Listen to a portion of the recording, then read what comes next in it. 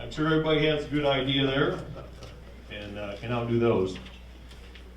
Also, I'd like to mention, if no one, a lot of you guys have already seen this, but we won the Inventor Club of the Year award in 2018 out in Washington. So we're trying to keep that going.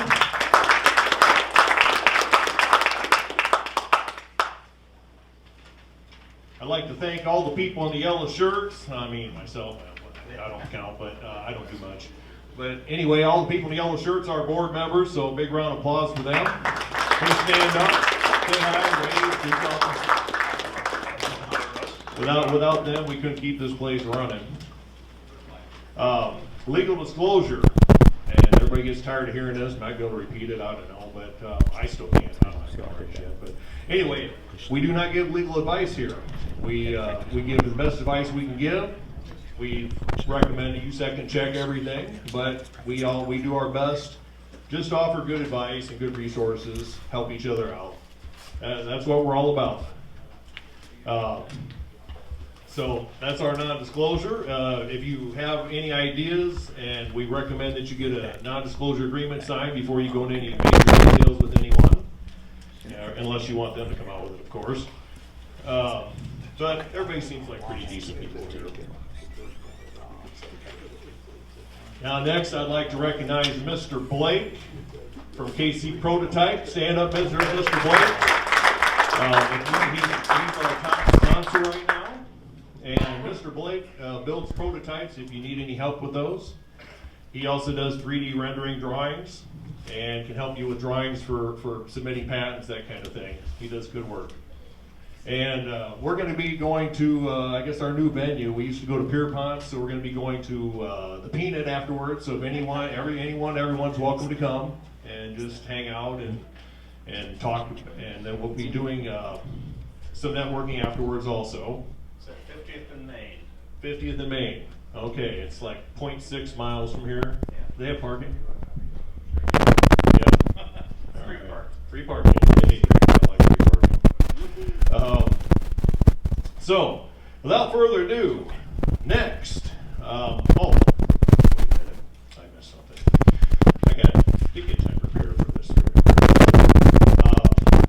So, our next meeting will be, let's see, John? The 17th. The 24th. And that will be the 4th Tuesday, not the 3rd Tuesday, right? Doesn't say, but how do you say we broadcast? And then we weren't able to get the 3rd Tuesday in April either, so we will be here on the 4th Tuesday in April also. Same time, same bat time, same place, different date, 4th Tuesday. So make a note, check out our website. We try to update everything, keep that going. Restrooms are like way the hell at the end of that hallway out there. So if you need a bathroom, head down that way. And next, I'm going to introduce Mr. Alan Little with a little motivation. How did you say that, Alan? You said it right. Alan's going to offer you a little motivation. So let's welcome Alan. Give it a big hand. Thank you, Alan. I appreciate that introduction. Yes, I am Alan Little with a little motivation.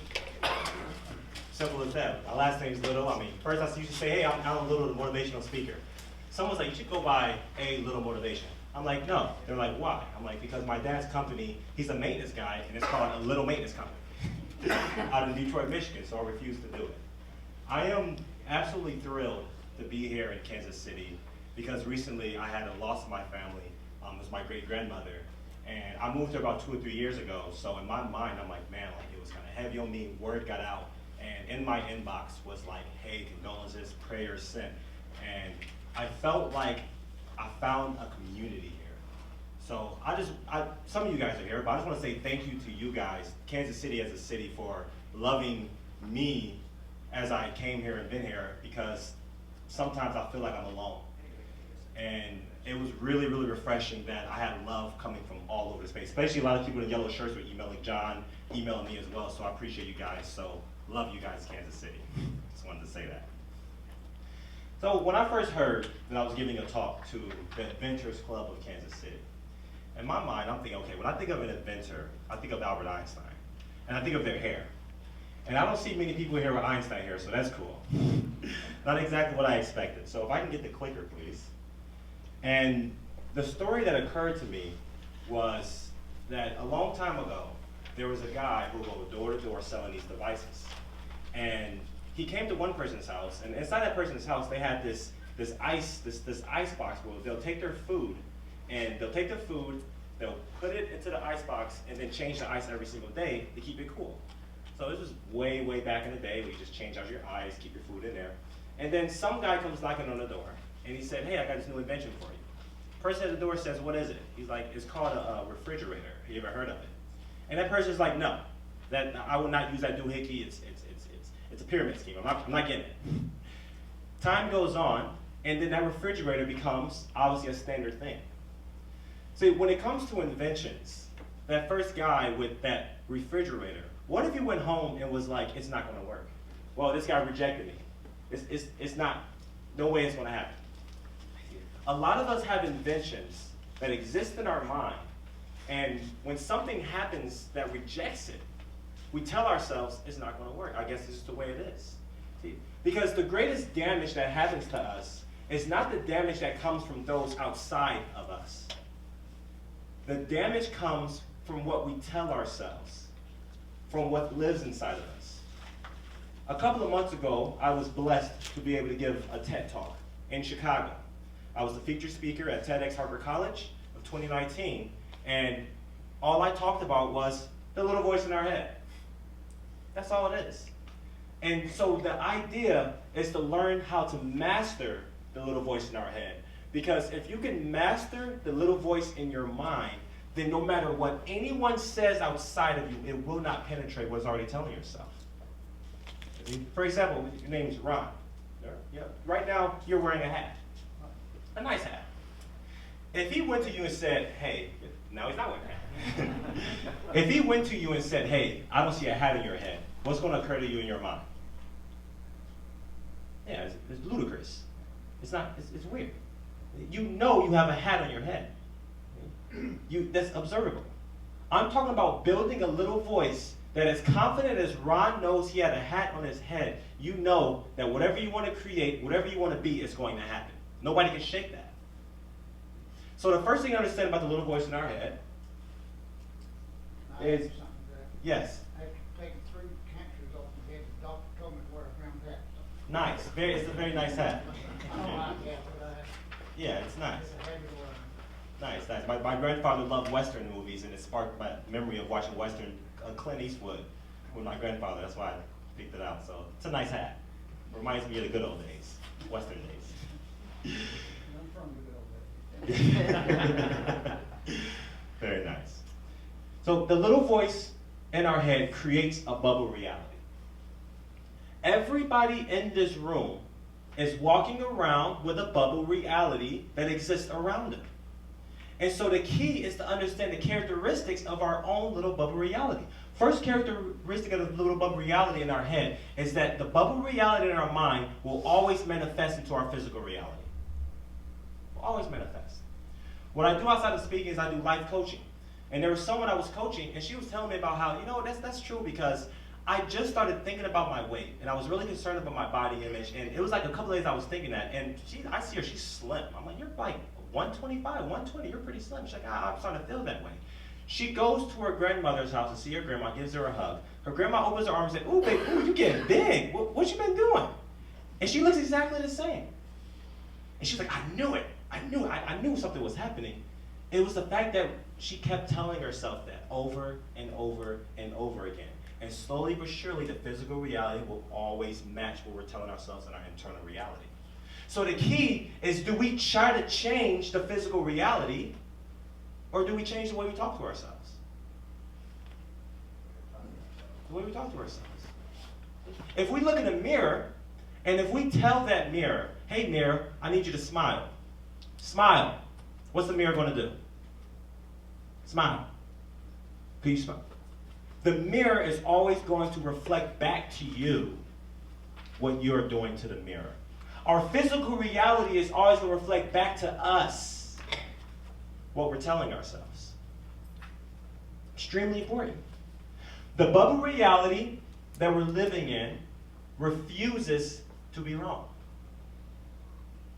You ever come across someone that says something, I don't know, like someone says, all guys are dogs, men are dogs, and the guy said, hey, how's it going? My name's Johnny. She's like, what? He's going to be a dog, so he's going to do something doggish or whatever it is.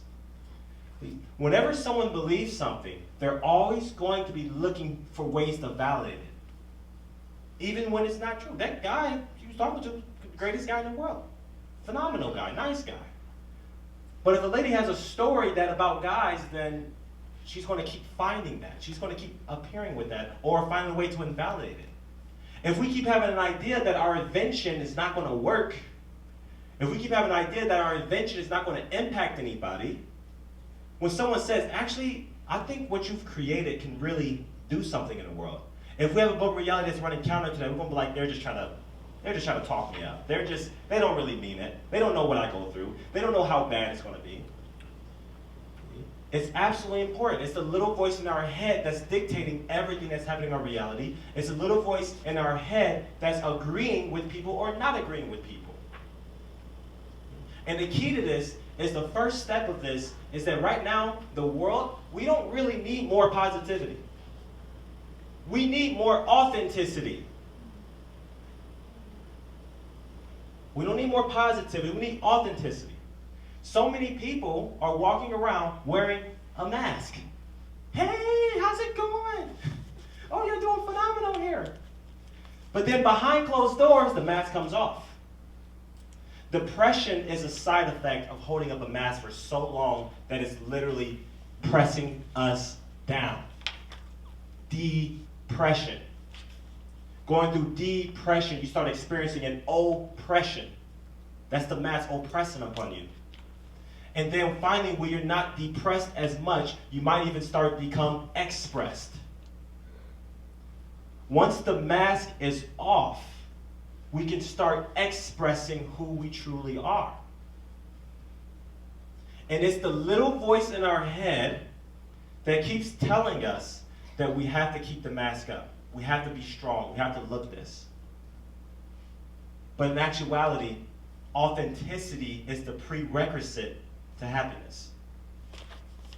So if we can be authentic and even say, hey, right now I have this invention, I have something I'm working on, and I don't believe in myself. And be vulnerable, maybe we'll start to discover how much people are willing to help us. We weren't designed to do this life journey all by ourselves. As much as we try to, as much as we think we have to, we don't have to do it alone. You would be surprised how many people love you and care about you when you just ask for help and be authentic. And quiet the inner voice that they're going to reject us. Being in Kansas City, when I had that death in my family, in my mind I was like, well, this town don't really know me that well. I'm gonna have to go to Chicago and then they'll understand. Because my family, all my family's in Chicago. And before I even booked the trip, I had all of these emails and messages of people sending me all kinds of grace and love and hey, sorry for your loss. And it shocked me. I was like, wow, like I didn't realize how many people really cared about me here. And what I'm telling you is that whenever you're up to something, take a moment to appreciate all of those around you that you didn't know care about you as much as they did. Because the thing with me is that it's not that people didn't care about me, it was my ability to receive the care that was available for me. And the little voice in my head was telling me that that's not available for me. So by shifting that little voice, we can receive things as well. Another aspect of our bubble reality is that it will only tolerate people in it that we believe is a reflection of what we deserve. Some of us have people in our life that in our conception, we know they're probably not the best for us to hang around. They're not the best influence on us. But we still keep them around. We still hang out with them. This can be in work relationships. This can be in partnerships. This can be in relationships, spouses. It could be anything. If we have a little voice in our mind that's telling us that we're not good enough, we're not really worthy, we can't really go the distance with something, we're only going to attract people that validates that story we're telling ourselves. And then we get mad at the person. But remember, if you want to change your physical reality, what do you have to do? Who said it? Right there. Change what's going on inside of you. So if you're up to creating something, tell yourself something differently, and that will start to manifest. Another aspect of the little voice is that we should know that it's all started with a birth. The way we see, what I do in my life coaching practice is not necessarily psychology, it's not necessarily therapy. It's a practice called ontology. And ontology is the process of transforming a human being into something completely different than they thought they could become. Because we have an area of our consciousness that's called the unconscious. How many of us heard of, like, we only use 10% of our mind, 8% of our mind? Who heard that before? Yeah, we only use. So what do you think the other 90% is doing? What's that? Someone say something? Hanging out. Hanging out. It's his thing. It's hanging out, but at the same time, it's absorbing every experience we have from our childhood. I'm sorry, but Yes. that's fallacious anyway. It Okay. was based upon experiments that were Yes. misinterpreted. Okay. And please just don't go there. Okay, that's something that triggers you. Well, It triggers you. I just know it's false. So you absolutely know it's wrong. You believe it's 100% wrong. I'm a neurobiologist, Yes. and I've talked with other neurobiologists about Yes. it. And I have found out how it came about in the first place. And if you ask any neurobiologist in the world, Yes. and they think about it for more than a couple of seconds, they will Yes. tell you it's nonsense. So you're telling me we don't have an unconscious aspect of our mind? No, I'm telling you, you use your entire central nervous system, Mhm. brain, spinal Yep. cord, all of it. Yep, this is good. I like this. See, I didn't say brain, I said consciousness. It's a difference. No, you said mind. Mind, consciousness. It, See, the aspect of our brain, we're using all of our brain. It's already on autopilot, even if we're conscious of it or not. See, how many of us started driving and we're just on autopilot? Yeah. We're using all of our mind to be on autopilot. So what you're saying is 100% valid. 100% valid. You're a neurobiologist. I get that. But what I'm saying is that if we're using all of our mind, why not use it in a way that empowers us? Why not use it in a way that takes us where we want to go? Opposed to unconsciously believing things people tell us when we feel like it's not going to work, unconsciously taking negativity and saying, well, I guess that's the way life is. Things are negative. Right? So this isn't about saying that our brain is there's parts we have absolutely no access to. This is about becoming aware of the aspects of our mind that we don't know we have access to. And what I'm here to tell you is that you have an unlimited potential to create yourself into whoever you desire to be. And you keep going up that potential, and you'll start hitting levels that's beyond science. There was a time where it was against all science to sit in a piece of metal and float across the sky. You go back to the 1400s, they were like, what? No, a bird can do that, but humans, no way. Scientists were like, that's not going to happen until it happens. So what I'm saying is, why wait for science for you to be extraordinary when you can go out there, use all of your mind in a way that empowers you and create the extraordinary and let science study you? That's what this is about. The little voice in our mind is what's limiting us. Not the experiences, what we're telling ourselves about the experiences of the little voice in our mind. So the first aspect of the birth of the little voice is that when we're at a very young age, everything we hear to us, we absorb it. We absorb it at a subconscious level. Let's say, for example, how many of us had a parent that says, you should never ever lie, don't ever lie, that's not right. But then someone comes to the door and they're like, tell them I'm not here, tell them I'm not home. Yeah. Hey, okay, so it's like, okay, my parent is telling me don't ever lie, but I guess it's okay when we don't want them to believe that we're home.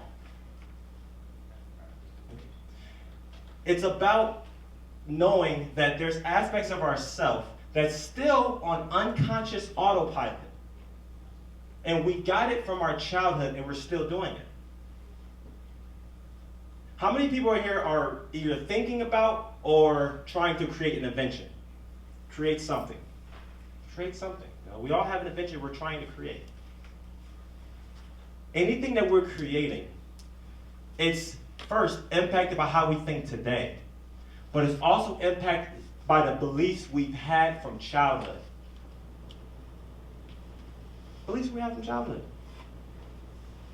Sometimes we can move out of our parents' house, but our parents' house doesn't move out of us. So I'm not asking you to not invent things. I'm asking you to really question yourself and think about what you're thinking about. Who gave me that negative thought? Where did I get that from? Why do I start to believe that I can't invent this? Why do I believe that it's not going to financially happen, or people's not going to want to buy it, or I don't know how to build a business with it? Where do I get those beliefs from? Who gave me that? Because from our childhood, all we were doing was just shopping beliefs, and we're kids, we don't know any better. We just buy every belief that's given to us. Because we see it, we just absorb it. And the key is to understand that when we make it to adulthood, some of those beliefs we don't have to hold on to anymore. We have the ability to transform those beliefs. But the prerequisite to transformation is inquisition of, whoa, where did that come from? Where did I get that from? And once we understand where we got it from or who we got it from, we have it in our hand and we can do something with it. And now once we can do something with it, we can start making progress. So the next aspect is experiences that affirm what others told us.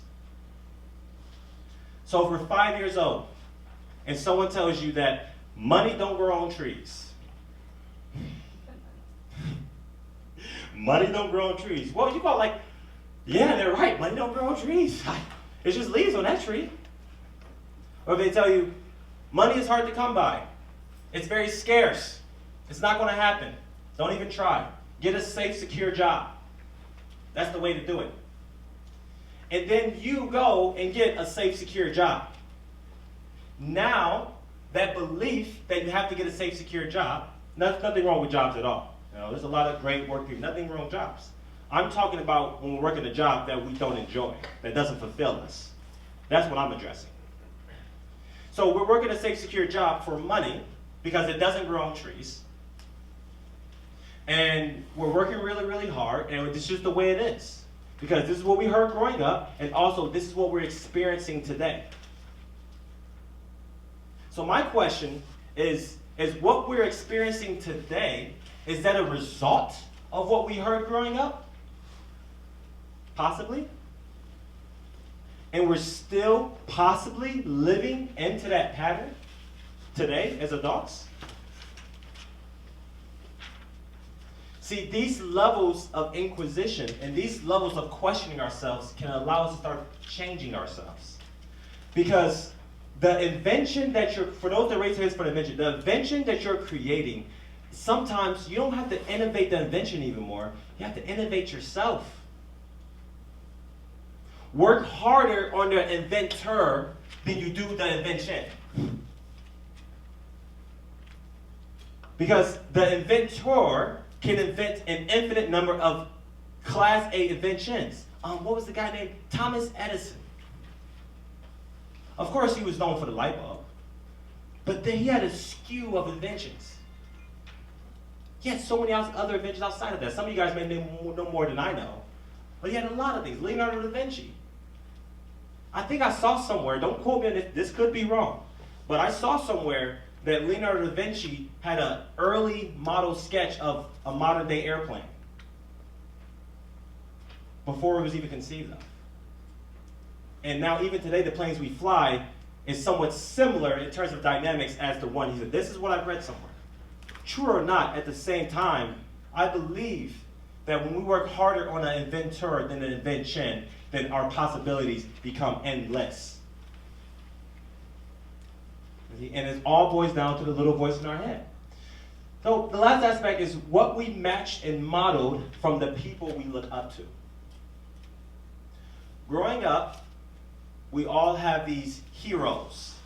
Sometimes a hero can be an uncle. Sometimes a hero can be a parent. It can be someone we see on TV.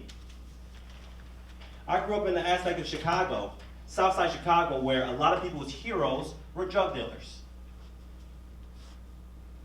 A lot of my cousins, a lot of my close friends ended up getting to the street life because as a child, they idolized their big brother, their big cousin, the person they saw as successful doing something that wasn't as positive as possible.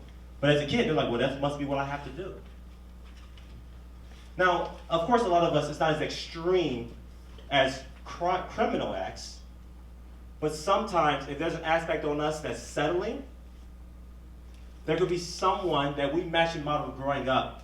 I gotta go work this job. I gotta go to this. It's just the way life is. And if we look up to them, then in our mind, we're like, well, if they gotta do it, then I definitely gotta do it. We're chasing the carrot of that hero.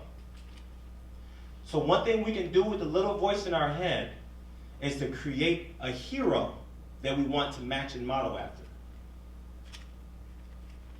What does that mean to you, Mike, to create a hero? Oh, I don't know, a mentor. It's a good word, a mentor. A mentor. What would? That's the first thing that comes to my mind. A mentor. What are some qualities of a good mentor? What would that look like for you? Well, successful.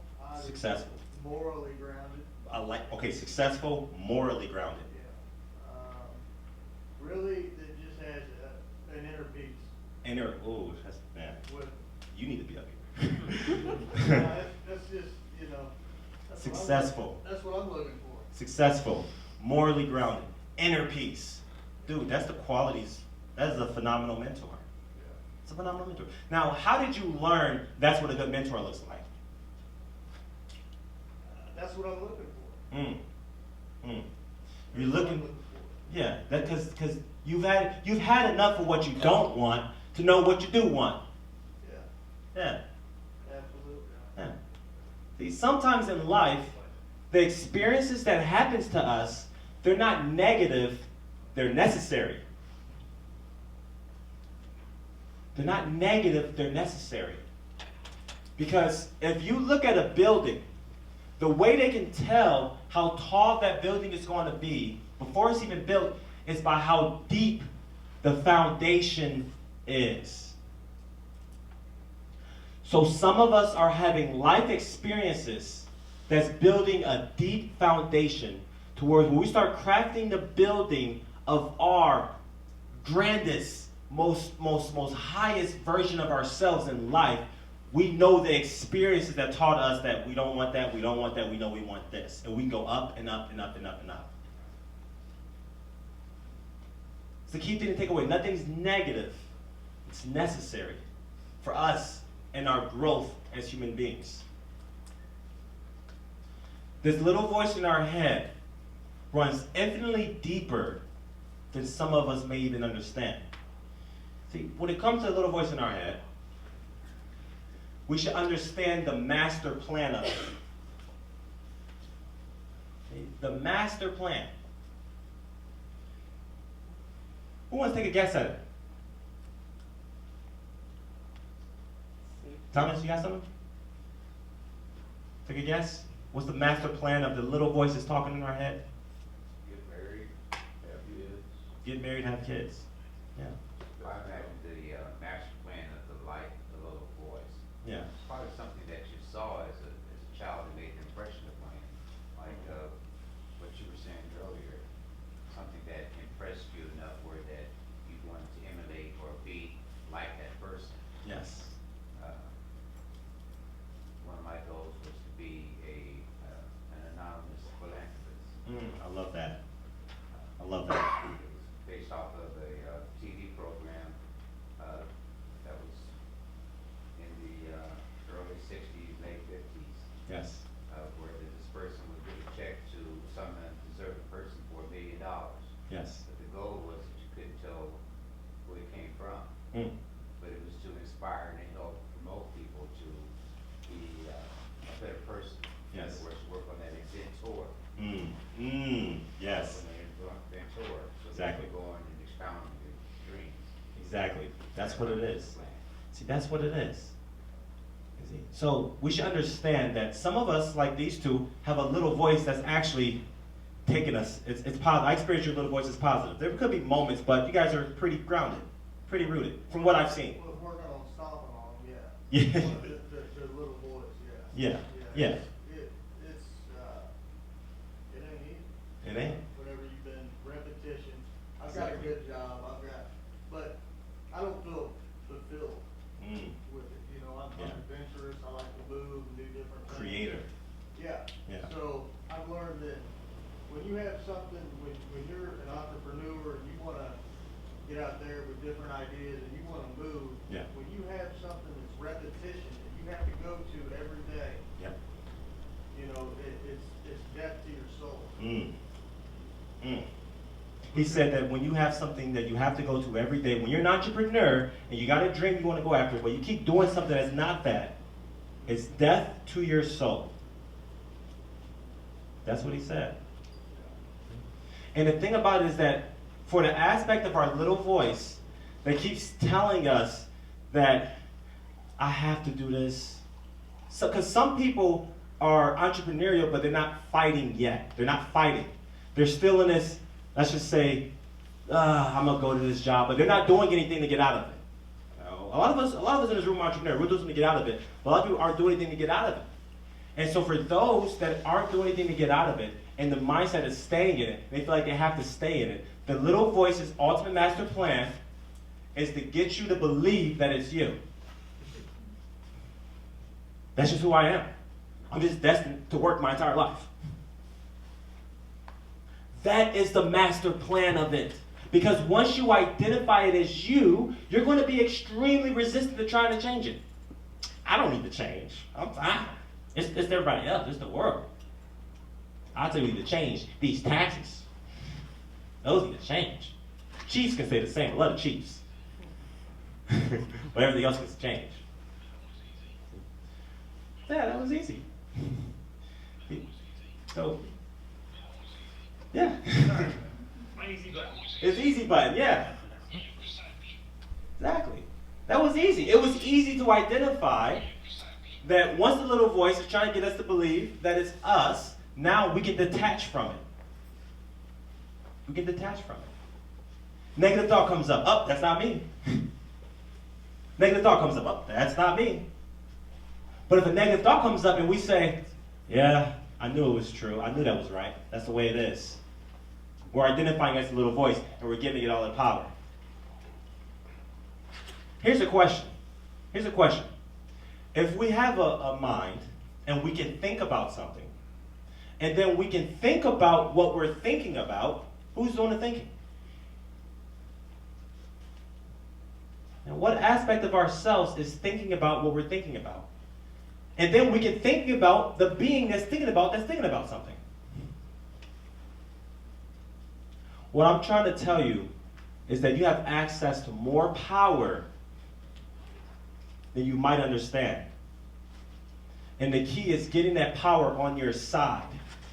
Because if you're an ant walking north on the back of an elephant that's walking south, which direction is the ant going? But what if it like gets like a new shirt? What if it's still walking example? What if it tries to like jump on one foot or jump with this? What if it gets married? What if it has kids? What if it goes to Harvard? It's the process of learning that we're on the back of an elephant, our subconscious, that's going in a direction, and learning how to whisper in the elephant's ear to go in the direction that we actually see it going. Don't quote me on this, but I'm a firm believer that all of us were born to succeed. We figure out how to fail. That's something we figure out. So it's important to identify the impact of the little voice. The little voice in our head can impact our relationships with people. The relationships we have with people is through a filter of how we talk to ourselves. It can impact our career. For those of us that's in school, it can impact our schooling. The way we talk to ourselves about those aspects affects our performance at it. Our financial life. If someone believes that they're not worthy to make this X amount of dollars, they're not going to really take many actions to get to that level of income. I spoke to a man that's made it pretty good for himself. And I'm like, so well, tell me about it. How was it? Was it hard? Tell me what it is. He was like, honestly, getting to where I'm at financially was one of the easiest things I've ever done. Believing that it can happen to me was the hardest thing. It's believing that you're worthy of whatever you want to create. Our physical body. Physical body's other aspects. We talk to ourselves about our body. We look in the mirror. They say that you change the way you see yourself in the mirror first before you change your body. I'm beautiful the way I am. And love that body and change it if you seek to. Our spiritual life. That's an aspect. For whatever beliefs anyone has in here, that's filtered through the way we talk to ourselves about our spiritual life. So what I want us to do is to start looking at what does it look like to create our own little voice. I'm talking about being the captain of our ship and not riding the ship that we learned from childhood. Creating our own little voice and letting that guide us. And then once we create our own little voice, we can align that little voice with the little voice in our heart. I'm a firm believer that although the personalities are different, the bodies are different, the minds are different, human beings, we all have a heart. And that's my secret. My secret in my business and my life coaching practice and everything I do is I do my best to fall in love with every single person I meet. I do my best to. Because sometimes people don't need motivation. They need compassion and understanding for where they are in their situation. A space to be vulnerable, a space to be authentic. And you'll be amazed at what impact you can make on people if you're speaking about your invention, but they can also feel that you care about them. Your invention is heart-powered, not just mind-powered, heart-powered. So once we create this, we can live in a new bubble reality. And upon living in this new bubble reality, not only as a collective, we'll create a new version of ourselves, but we can also create a new world. I'm Alan Little with a Little Motivation. Thanks for having me.